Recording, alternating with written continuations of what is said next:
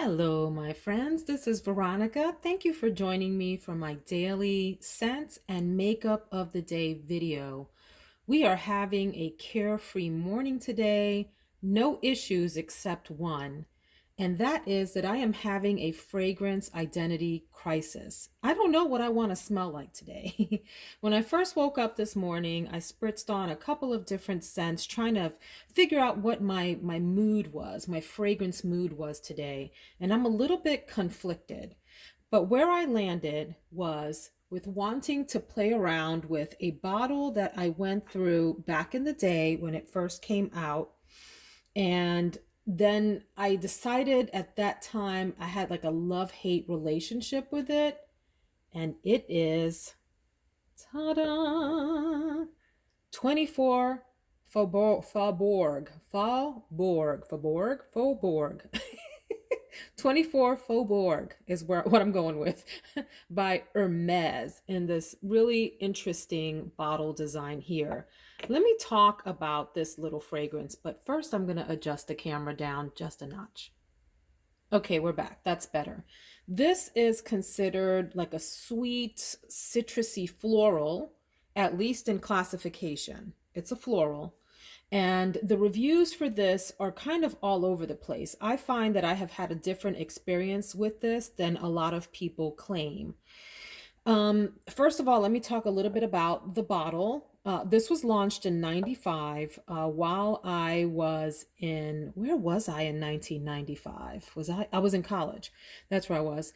And the name 24 Faubourg is the street, as I understand it, where Hermes has its flagship store in Paris. And the bottle design is unique in that it's curved. You see that there? And it's supposed to mimic the way that an Hermes scarf, a silk scarf, would flow in the wind. So that's the idea behind the curvature here. I don't know that I pick all of that up from the bottle, but I can appreciate the attempt. And then the back has like this floral, what is this? What are we looking at here? I guess like a floral sort of design on it that comes through from the front. So I do like the bottle. I think it's unique and I appreciate an attempt at a different presentation. Here's my deal with this fragrance. I got a bottle of it back in the late 90s when it was really first popular. And I had mixed experiences with it. I found it very grown up, maybe a little more mature, and what some people would call an old lady scent. I don't really like using that term because I think it's a little silly and you can be any age and love any fragrance, right? But if we had to put it in a category, it would be an older, more mature scent, certainly not young, fresh, flirty at all. For this to be classified as a citrusy floral, I have an issue with because there's something about it that's really, it leans like Chypre to me and it leans heavy. So really quickly, um, let's see here. The perfumer describes this as an invitation on a journey where the sun is the destination, which implies to me like a light, summery fragrance. And I don't find this light at all. I find it very heavy, almost to the point of being cloying. And I think that's what bugs me about it. I like it and it's interesting and it's complex and it keeps me sniffing for more, but there's something about it that leans almost like right on that line of being cloying, right on that line. And so I want to play with this a little bit more now that I am nearly, twice the age as when I first purchased it, and see how it performed on my skin during the day. The reviews for this were all over the place. People claimed that it was light, that it was citrusy, that it felt fresh, and it felt like a springtime scent, a summertime scent, which I find very curious. I don't get any of that at all. So really quickly, the top notes here are hyacinth, orange, ylang ylang, peach, and bergamot. The heart is orange blossom, gardenia, jasmine. You know I love my gardenia jasmine blends, yes. Black elder and iris. And then the base notes are amber, sandalwood, patchouli, and vanilla. I think this is a fan favorite. right? If you like it, you like it, you love it, and you think it is a beautiful scent. I haven't really come across any reviews of anyone that hates this, although I would imagine if you're on the younger side or maybe don't appreciate complex scents or that's not your thing, you want something simple, you would want to stay away from this because to me, it is really deep and actually dark. I don't find this light and citrusy at all. I find it quite the opposite. So, one thing I'd like to do is go ahead and spritz it on my pulse points. I do remember it having huge projection, and I remember it having quite the sillage, if you will. So if you enter a room, you will fill it up with this scent. In fact, I sprayed it on a piece of fabric in my bathroom as I was getting ready earlier today. And as I walked by 4 and 5 feet away, I could smell it pretty strongly. And that was off of one spritz. So go in lightly with this if you decide to purchase this.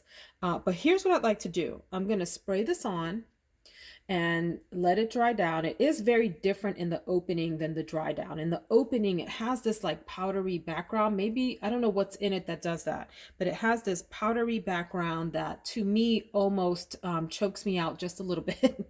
Just a little bit. And I got to give it a minute to settle down. And as it starts settling down, it does turn into this deep, dark, complex mixture that is both enchanting and alluring, but also slightly repulsive. And because I'm a weirdo, I kind of like that and want to play with it. But here's what I will also do, because you know I like to play around with layering. Yes. So I'm gonna go in with. Don't judge me here for this. On one wrist, I'm going to go in with Kilian's Good Girl Gone Bad. And on the other wrist, something that, you know, reads a little bit similar to the Kilian, but has different notes is Jessica Simpson's Fancy Love. So I've already tried these two out together on a piece of fabric. I sprayed them together and really loved what I came up with there. This helped to amplify anything in here that's sweet. Certainly the Good Girl Gone Bad one is a sweet floral, fruity floral. And on its own can be cloying in and of itself, right? But together, these to me create a pretty sophisticated blend of floral and sweet and those deeper, darker, mysterious notes that come out in the base of both of these. I like this together on fabric. And so I'm going to test it on my arm. And then with the Fancy Love, this has some really deep fruity notes at the top here. Oops, sorry for shaking the camera around. In the top of Fancy Love, you have champagne and peach blossom notes, which I think will probably blend really interestingly with the 24 Faubourg. Oh gosh, I don't know why I have such trouble pronouncing that. I'm sorry. The middle notes here are includes frangipani and lotus, which I think will also really be an interesting mix with the Faubourg, 24 Faubourg by Hermes. So I'm going to do this on my pulse points really lightly because this is a very much powerhouse fragrance to me. It can be loud and obnoxious if you're not careful with how much you spray. So just very lightly on the pulse points, but then on my left wrist, I will do a little bit of mixing of that. I will lay down the 24 Faubourg first with the Good Girl on top, very lightly, like from a distance, and then the Fancy Love on the right wrist. So listen here, Hermes, I'm gonna rock with you today. I wanna rock with you all night. Yeah, I did that. I took it there, guys. Don't let me down. Don't embarrass me. Don't knock people out, okay? I'm looking at you. I'm looking at you. Just because you're Hermes doesn't let you off the hook on performance, okay? We have high expectations for you. We're counting on you. So this is my fragrance mood for the day. I'm going to claim that. And I have some really fun makeup to share with you today. So let's head on over to my beauty counter. Wait. Before we go talk about makeup, I had to come back on for just a second to say, you know, I went ahead and spritzed these on. I'm really feeling myself, you guys. I have to say, I have to say, the reason I said what I said about the Hermes that I'm counting on it is because people tend to give a pass, right, to something that has a designer name on it or a higher end name on it. They tend to, in their minds, convince themselves that it's somehow better than something else that's less expensive. And I think that's a big mistake. We shouldn't do that. In fact, we should probably expect more from houses like Hermes because they have an entire enormous machine behind them, a team of highly experienced perfumers, marketers, and everything that go behind each fragrance. And so, in a lot of ways, my expectations are higher, not lower, for the higher end. But that's not what I wanted to come back on to say. I wanted to say that the combination of these two, I'm already sniffing it on my wrist. And I'm thinking if someone came out with that combination as a unique standalone scent, whew, that would be an awesome, awesome fragrance. That's a heavy hitter combination right there. Make no bones about it. This is a very intoxicating blend. Absolutely amazing. On the other hand, I'm gonna let the fancy love settle in. I'm getting a mixture that's coming up a little bit woody to me, champagne and woody. So let's give that some time. If you want to see how all this works out, at the end of the week, I do a week in review where I give you my thoughts about how everything performed during the day and also rate the week's perfumes against each other. It's a fun video. And so join me back for that. All right, let's go check out makeup. Well, hello, my little makeup friends. I had the nerve to say, let's head over to my beauty counter. What am I talking about? I don't have a beauty counter, you guys. Sorry about that.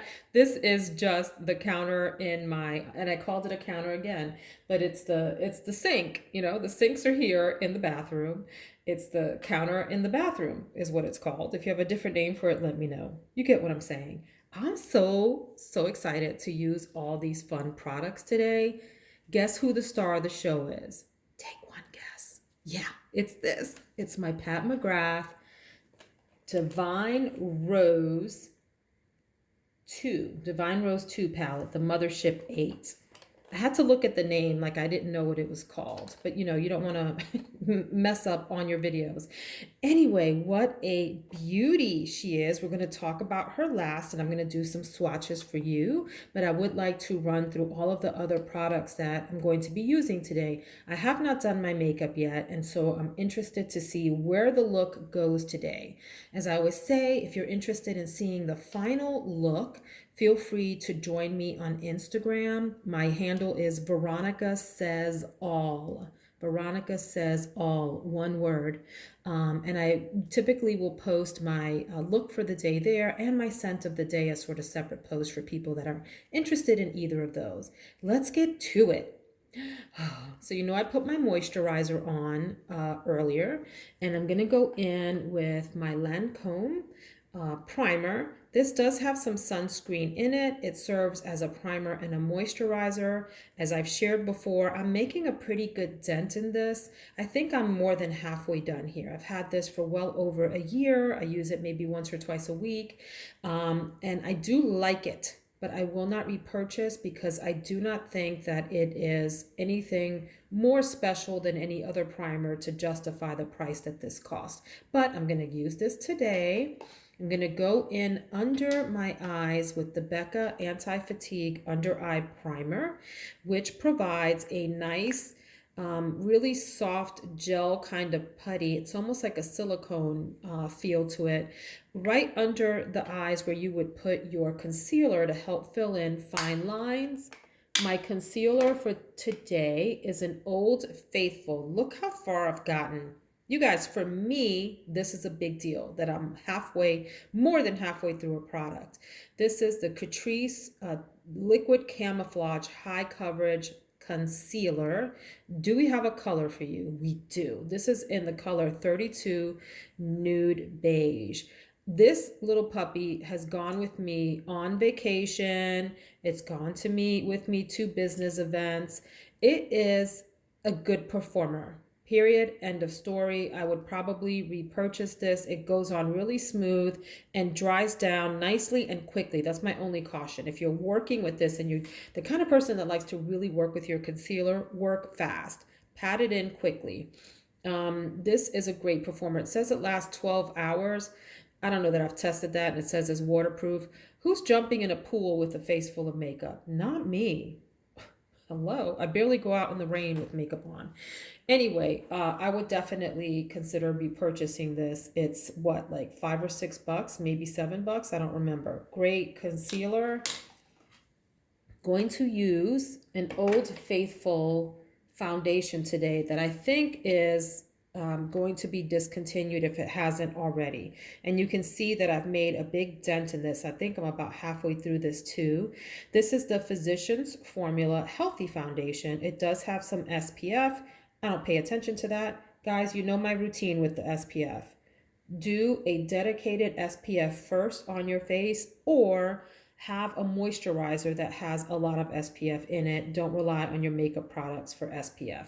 Anyway, this has been compared to, ooh, what the heck is the name? La Mer. The La Mer really expensive high-end foundation. This one is maybe 15 or 16 at the drugstore. If you go to Walmart, you can probably get it for 11 or 12, guys.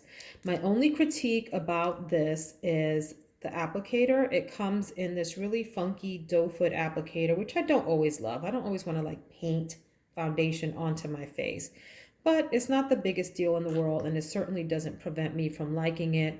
I do think it goes on really nicely, very skin-like, and does give a nice luminous, dewy finish to the face, and does well for most of the workday.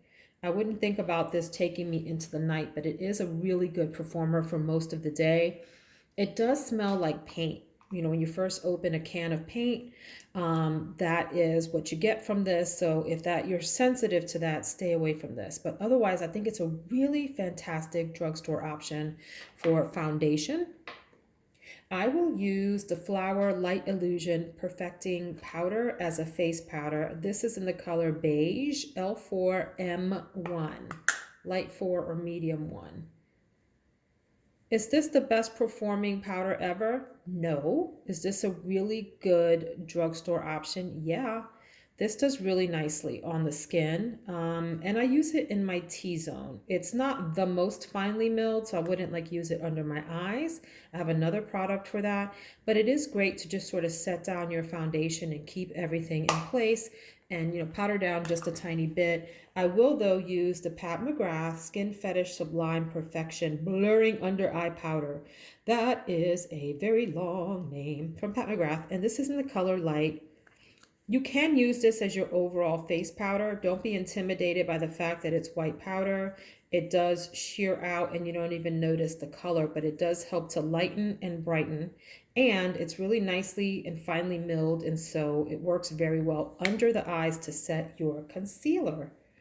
For my eyeshadow primer, I'm going in with the MAC Painterly Paint Pot, which I find performs exceptionally well under the Pat McGrath Mothership palettes. This is a waxy consistency. You want to go in and pat it into your area wherever you're putting eyeshadow and give it a minute to settle down before you then go in with your shadows. Can you powder this? Yes. Do I? Rarely. Rarely. You know, if you have the right brushes and the right sort of technique with your brushes, you don't really need to worry about like powdering down your eyeshadow primer. You just have to be careful as you go in with your shadows. Don't get too crazy. Start off light, really light tap into the pan and light blending techniques. And then you can always deepen up later. But anyway, great, great, great. Listen, these are ride or dies. I have this one and I have the one in soft ochre, which is a yellowy background color.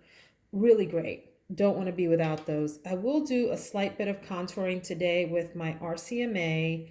What are you called? I don't know what they call these, but these are, you can use these for foundation. You can use these for contouring. You can use these for bronzing. You can use these for eyeshadow. Okay. This is like a travel one that I purchased, which is just 4 colors. They have huge pans. Let me show you. So here's like one of the bigger pans like that you can use for all over your face to do any kind of contouring and sculpting. I think these are great. They work really well with the heat of your fingers. That's how I would suggest applying them, or a smaller, tighter brush. Let me show you what I'm talking about by that. Hang on.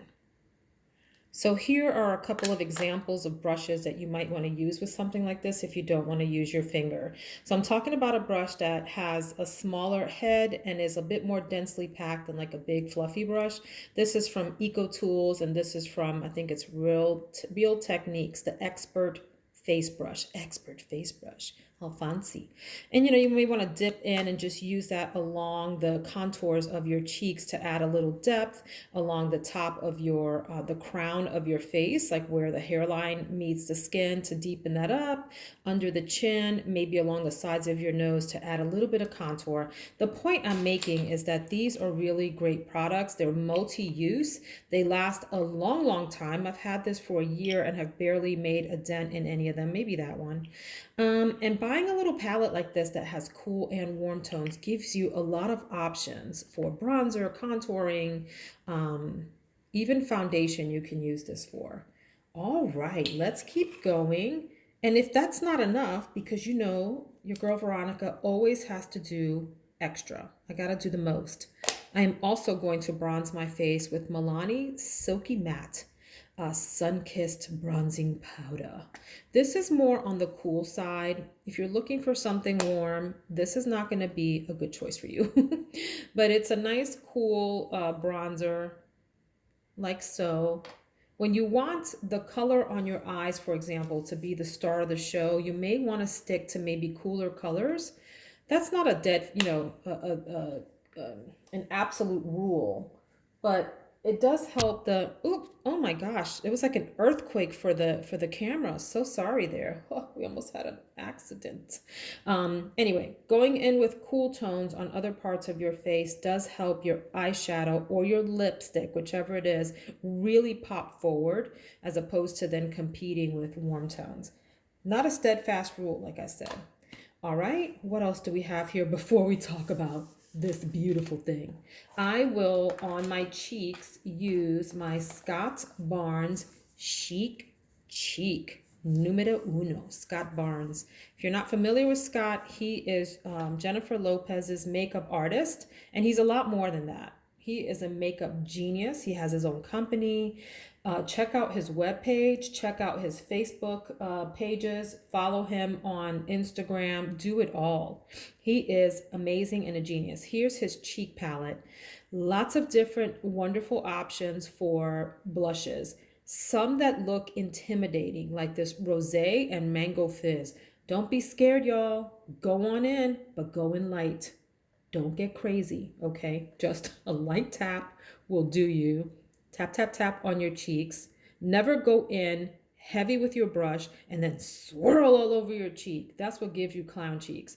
You want to tap and then tap on your cheek very lightly to see how the consistency is, to see what the depth is, the pigmentation.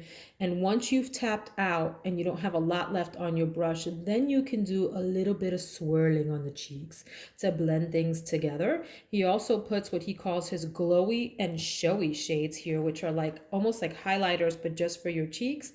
They're not too much. And so like it's like a topper that you can use on any of these colors. Guys and girls, lean in close. I highly recommend any of the Scott Barnes face palettes, the sculpting and contouring palette, this cheek palette, his highlighter palette. They're all amazing. They last forever. These are huge pans and they give you a lot of variety. I don't know where I'm going to go today. It depends on what the eye look ends up being like, but I have a feeling it's going to be like maybe sweet cheeks with a little tiny bit of rosé mixed in. I have used these two colors. Do not be afraid of them. Just go in light. They don't show up like that on the face. They really don't. They sheer out nicely and you'd be surprised the effect that they have. All right, so that's the blush. Love this palette. I also have, because I'm doing the most today, remember, I'm doing the most. You guys, I mixed 24 Faubourg with Good Girl Gone Bad by Kilian. Hello? Yeah, like I'm trying to amp it up today to the most, right? This is a Natasha Denona face palette. This one is in the color Daria, I believe. Yes, one Daria. This is her diamond and blush palette. So it has blushes and it has highlighters in it. These are creams at the top that she protects with this little flap, which I just think is so clever.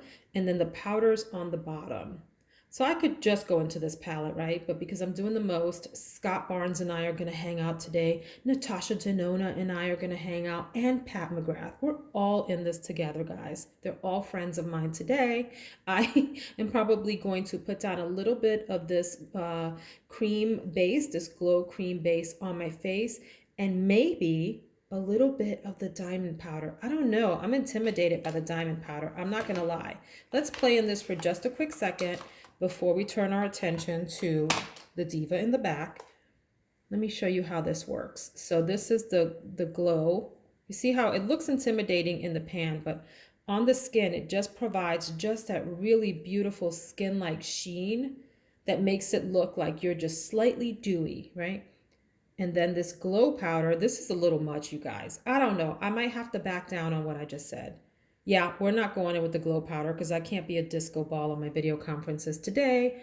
My coworkers will be embarrassed and think I am crazy. But maybe I'll go in with this glow extreme powder that does sort of amp up the shine just a notch there. Love that. I just love these big face palettes. They give you lots of fun options to play with. Love the packaging. I love everything about it. I love everything about it. On my eyes, before we get to her, I'm going to use the Pat McGrath Dark Star Mascara, which has, as you all know, the beautiful hourglass wand. This is a dry mascara formula that does a stellar job with just a few passes of holding your eyelashes up, lifting them up to the gods. Really great. And it doesn't smudge, it doesn't fall out on my face. It's wonderful. Don't go too crazy on that, right? Just a few passes will do the trick. And make sure, please make sure that you are curling those eyelashes before you go in with your mascara for maximum effect. Precisely My Brow Benefit Pencil in the color 3.5 to do a little bit of sculpting on the eyebrows today. And on the lips, I'm getting to you. See, she's opening her mouth and she's like, "What? When do I get attention? I'm the star of the show." I'm for lip liner going to use the Color Statement lip liner from Milani. This is in number 9 Spice. What I like about something like this, you'll see when I open this palette that it's on the lighter, pinkier side, even though there's some darker options in there. I find that if I put a pink lip liner on with a pink eye look, I look washed out. I look crazy, you guys. It just doesn't work for me. I'm more medium tone, especially because I do self-tanner. And so I need some sort of depth on my lips to help define the edges. My lips aren't as well defined as some people. Like some people have just like the cutest little heart-shaped lips or something, and the lines are just perfect. Mine are a little bit all over the place, and so I need a little lip liner help. So that's a beautiful one in this brownish tone. And I think I'm going to go in. I may play with lipstick, but right now I have out Spiced Petal from Flower. It's their cream formula, Spiced Petal, which some people think is like a dupe for Pillow Talk from Charlotte Tilbury. So it's just like Your Lips But Better, kind of pinky, mauvey color. Can we talk for a second about the word mauve? Is it mauve or is it mauve? Is it mauve or is it mauve? Tomato, tomato. I don't know.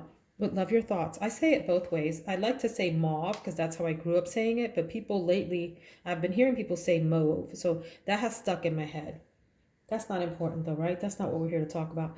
And I'm going to use my Color Icon lip gloss. This is, who are you from? Are you from Wet n Wild? Yeah, this is a Wet n Wild lip gloss. And this is called Featherless. Featherless. Did you hear that? Wait a minute. Let's do the ASMR. Wait for it. Wait for it. Here we go, here we go, here we go. Here it comes. Okay. Y'all know I'm crazy. So it's just this really light pinky gloss. And I will put that just in the middle of my lips to give my lips a little pop forward, okay? A little dimension. This is like contour for your lips, right? Or highlighter rather for your lips is a better way to put it. Now we get to talk about Mothership 8. Divine Rose 2. There's a Divine Rose 1 that I will show you on another day. But can we take a second to look at this glorious packaging with the bee, with the roses, with the crown. Pat McGrath has Naomi Campbell as the face of this palette. Oh my God, I just noticed that that's the face of a cherub. I don't think I can ever unsee that. Oh, and there's the eyeball of the other. Okay, you guys, there's the eyeball of the other cherub. Can we talk about that? Let's not talk about it. Let's act like we didn't see that. But here is the palette. It's in this rose gold packaging, which I think is so fun. Okay. And, oh, I have her upside down. These Pat McGrath palettes are really luxe. They come in this veneer, what am I trying to say? Not veneer. I forget the word I'm looking for. Lacquer, a lacquered palette. And it has the embossing, the Pat McGrath symbols here, PML, and then her crown and an eyeball. And here's the palette.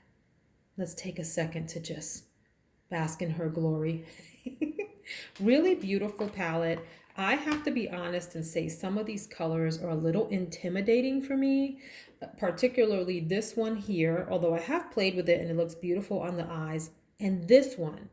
So the names are, I won't go through every single one of them, but I did want to share some of these because they're fun names.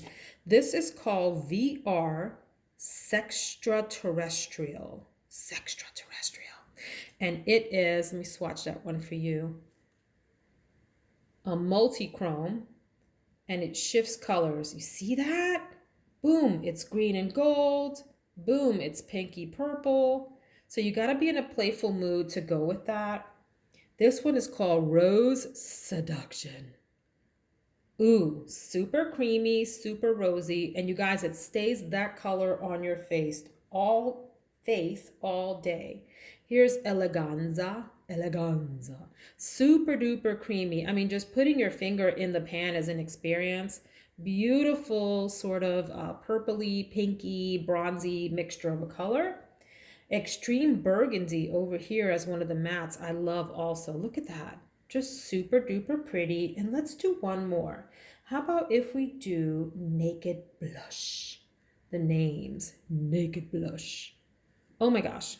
This is a beautiful all over shade with maybe something like that in the crease and something like that on your eyelid. I very quickly, if I can get my fingers clean, want to show you all the other shades on the side. Hang on. Okay, we're back in business. So the 4 shades on the right-hand side of any of the Pat McGrath palettes are considered her special shades, astral shades, you know, glitzy shades. This is Bronze Rose, which on its own looks like so. But here's where the fun begins. You can layer these over other colors like that. Like that. Yeah. And then start to really play. Gold Lust. I mean, you can see on the finger that this means business. This is like, oh, you want to play? I got you, boo. I got you. See? And then let's layer that over the Sextraterrestrial. See what we get. Really fun. Astral Pink Moon here down in the corner. Very, very Studio 54. Okay, let's talk about it. Boom. Oh my gosh. So you can have a lot of fun with this. You can stay conservative for work purposes and stay on this end. You can get a little more fun if you have that kind of job that allows that and people won't judge you and stay in here. Or if you want to get fun and have a night out on the town and really just go all out with a glamorous, glitzy look, you can layer some of these over the others. Fun palette. This is not what I would call an everyday palette by any means. But then again, we're talking about me. I'm 46 years old. I work in a somewhat traditional work environment and don't, where people don't have an appetite for really crazy looks at work. But you do you. If you have a more flexible work environment where amping up your look is a thing, you might think this is an everyday work palette. That's not the point. The point I wanted to make is that I think this is a fun palette to play with. Just love this packaging.